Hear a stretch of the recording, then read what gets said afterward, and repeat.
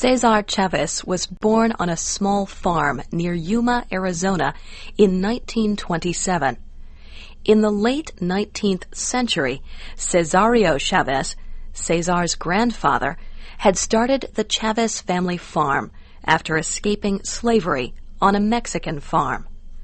Cesar Chavez spent his earliest years on this farm.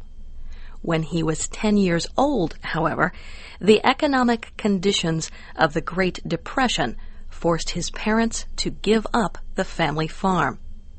He then became a migrant farm worker, along with the rest of his family.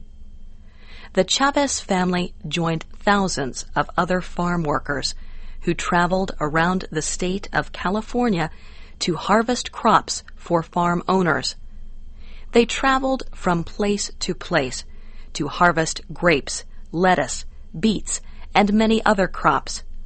They worked very hard and received little pay. These migrant workers had no permanent homes. They lived in dirty, crowded camps. They had no bathrooms, electricity, or running water. Like the Chavez family, most of them came from Mexico. Because his family traveled from place to place, Cesar Chavez attended more than 30 schools as a child. He learned to read and write from his grandmother. Mama Telia also taught him about the Catholic religion. Religion later became an important tool for Mr. Chavez. He used religion to organize Mexican farm workers who were Catholic.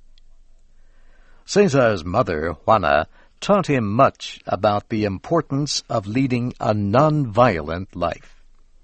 His mother was one of the greatest influences on his use of non-violent methods to organize farm workers. His other influences were the Indian activist Mahatma Gandhi and American civil rights leader Martin Luther King, Jr. Mr. Chavez said his real education began when he met the Catholic leader Father Donald McDonald. Cesar Chavez learned about the economics of farm workers from the priest. He also learned about Gandhi's nonviolent political actions, as well as those of other great nonviolent leaders throughout history. In 1948, Mr. Chavez married Helena Fabela, whom he met while working in the grape fields of Central California. They settled in Sal Cipuedes. Later, while Mr. Chavez worked for little or no money to organize farm workers, his wife harvested crops. In order to support their 8 children, she worked under the same bad conditions that Mr. Chavez was fighting against. There were other important influences in his life. In 1952, Mr. Chavez met Fred Ross, an organizer with a workers' rights group called the Community Service Organization. Mr. Chavez called Mr. Ross the best organizer he ever met. Mr. Ross explained how poor people could build power. Mr. Chavez agreed to work for the Community Service Organization. Mr. Chavez worked for the organization for about 10 years. During that time, he helped more than 500,000 Latino citizens to vote. He also gained old age retirement money for 50,000 Mexican immigrants. He served as the organization's national director.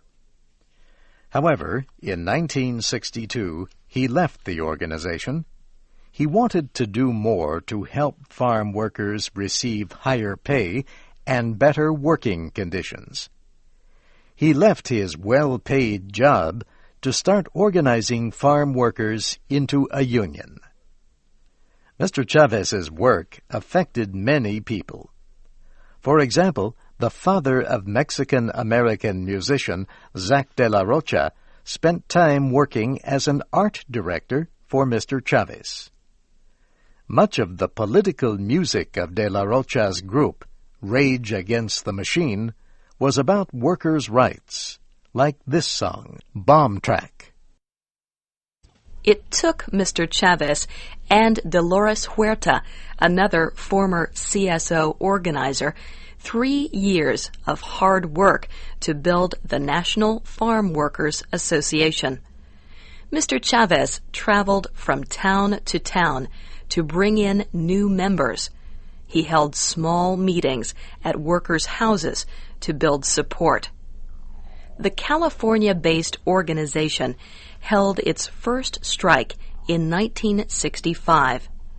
The National Farm Workers Association became nationally known when it supported a strike against grape growers.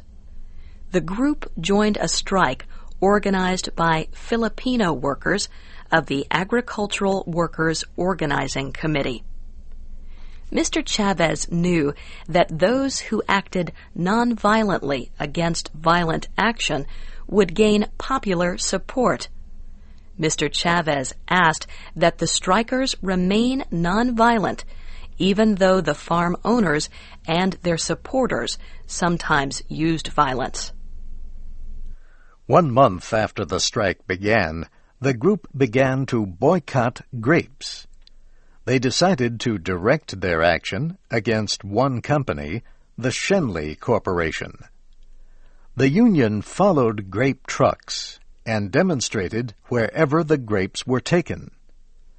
Later, union members and Filipino workers began a 25-day march from Delano to Sacramento, California, to gain support for the boycott. Schenley later signed a labor agreement with the National Farm Workers Association. It was the first such agreement between farm workers and growers in the United States. The union then began demonstrating against the DiGiorgio Corporation. It was one of the largest grape growers in California. DiGiorgio held a vote, and the International Brotherhood of Teamsters was chosen to represent the farm workers. But an investigation proved that the company and the Teamsters had cheated in the election. Another vote was held. Cesar Chavez agreed to combine his union with another, and the United Farm Workers Organizing Committee was formed. The farm workers elected Mr. Chavez's union to represent them. DiGiorgio soon signed a labor agreement with the union. Mr. Chavez often went for long periods without food to protest the conditions under which the farm workers were forced to do their jobs. Mr. Chavez went on his first hunger strike, or fast, in 1968. He did not eat for 25 days. He was called a hero for taking this kind of personal action to support the farm workers. The union then took action against Jomara Vineyards Corporation, the largest producer of table grapes in the United States. It organized a boycott against the company's products. The boycott extended to all California table grapes. By 1970, the company agreed to sign contracts.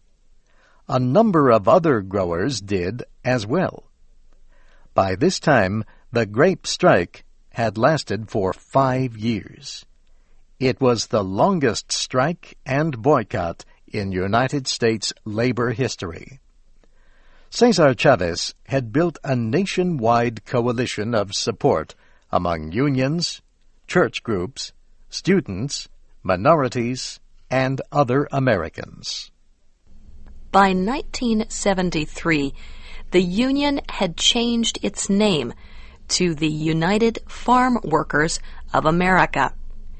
It called for another national boycott against grape growers, as relations again became tense. By 1975, a reported 17 million Americans were refusing to buy non-union grapes. The union's hard work helped in getting the Agricultural Labor Relations Act passed in California under Governor Jerry Brown. It was the first law in the nation that protected the rights of farm workers. By the 1980s, the UFW had helped tens of thousands of farm workers gain higher pay, medical care, retirement benefits, and better working and living conditions. But relations between workers and growers in California worsened under a new state government. Boycotts were again organized against the grape industry. In 1988, at the age of 61, Mr. Chavez began another hunger strike. That fast lasted for 36 days and almost killed him. The fast was to protest the poisoning of grape workers and their children by the dangerous chemicals growers used to kill insects. In 1984, Cesar Chavez made this speech, predicting the future success of his efforts for Latinos. Like the other immigrant groups, the day will come when we win the economic and political rewards which are in keeping with our numbers in society. The day will come when the politicians will do the right thing for our people out of political necessity and not out of charity or idealism. Cesar Chavez died in 1993 at the age of 66. More than 40,000 people attended his funeral. A year later, President Clinton awarded him the Presidential Medal of Freedom, the highest civilian honor in the United States. The United Farm Workers Union still fights for the rights of farm workers throughout the United States.